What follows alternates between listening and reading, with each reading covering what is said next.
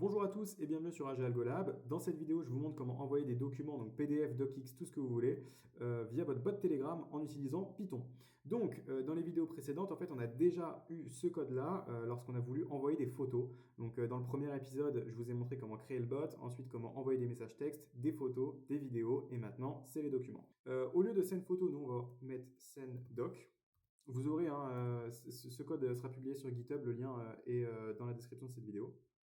Donc, ça va plus l'URL en fait de la requête, ça va plus être la même puisque on va toujours avoir la même base de toute façon dans tous les cas, peu importe ce qu'on envoie, à savoir https://api.telegram.org/bot vote token/ ce qu'on veut faire. Donc là, c'est plus send photo, c'est send documents. Voilà. La data, ça va être toujours la même chose, le dictionnaire data, puisque on a le chat ID essentiel et la caption qui n'est pas essentielle, mais bon, si vous voulez une caption, c'est important de le faire. Vous pouvez aussi juste tout simplement supprimer cette ligne si vous n'avez pas envie d'envoyer de caption, c'est pas du tout obligatoire. Ou alors vous pouvez même faire ça et juste envoyer rien en fait, tout simplement, ça fonctionne aussi. Donc bon, voilà. Donc, oui, voilà. Ensuite, l'image. Du coup, là, on va changer le nom juste pour un petit peu plus de logique. On va mettre la variable de ce qu'on veut envoyer. On va plus mettre image, mais doc. Le file pass, ça correspond à la même chose. Ça correspond à l'argument en fait de la fonction.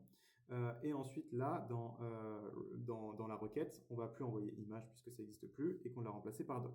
Donc, le timeout, pour rappel, c'est au bout de 10 secondes, si on n'a pas de réponse là de Telegram, alors on va ici, donc on print erreur et pourquoi est-ce qu'il y a une erreur. Et ensuite, si le response statut, le code de la réponse n'est pas 200, donc à savoir validé, on va print en fait l'état de la réponse, donc quel code d'erreur on a. Donc là, forcément, c'est plus send photo, c'est send doc. Voilà. Le file pass pour les besoins de la vidéo, j'ai mis mon CV ici en PDF. Donc le file pass, moi, c'est juste cv.pdf. La caption, bon, on va rien mettre par exemple. Et si j'envoie, hop, erreur 400. Pourquoi? Donc là, voilà, bah, ça illustre bien d'ailleurs. Je pourrais modifier la vidéo, faire un montage et pas vous montrer l'erreur, mais là, du coup, ça vous montre bien qu'il y a une erreur quelque part et que du coup, quand il y a une erreur, ça nous print ça. Et ça, au lieu de rien nous mettre, parce que si par exemple, du coup, on n'avait pas fait ça, hop, on aurait eu process finished et on n'aurait pas vu qu'il y a eu une erreur en fait. Donc ça, c'est très important du coup pour montrer toute l'importance de mettre si le status code il n'est pas égal à 200. Donc l'erreur, elle vient du fait, voilà, elle vient d'ici. J'ai gardé photo ici alors que c'est document. Voilà. Et là, il n'y a plus d'erreur normalement. Voilà. Et là, on reçoit notre CV sans caption ni rien. Si on veut mettre une caption, on peut mettre par exemple CV AG. Voilà. Et vous allez voir. Et voilà, on a la caption qui est juste en dessous dans le même message.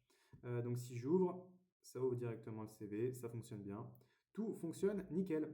Donc dans la prochaine vidéo, je vous montre comment envoyer cette fois-ci des messages avec un format HTML. Donc comment mettre en italique, en gras, faire des quotes en fait sur Telegram. Vous voyez parfois ça sur les channels ou quoi. C'est assez important puisque en fait ça permet d'avoir une mise en page qui est assez sympa. Donc si vous avez un channel ou un bot un petit peu côté marketing, en fait si vous envoyez toujours des messages sans formatage, c'est un petit peu lourd. Donc du coup voilà, on va voir ça dans la prochaine vidéo. Sur ce, je vous souhaite une très bonne fin de journée et à bientôt sur AG Algolab.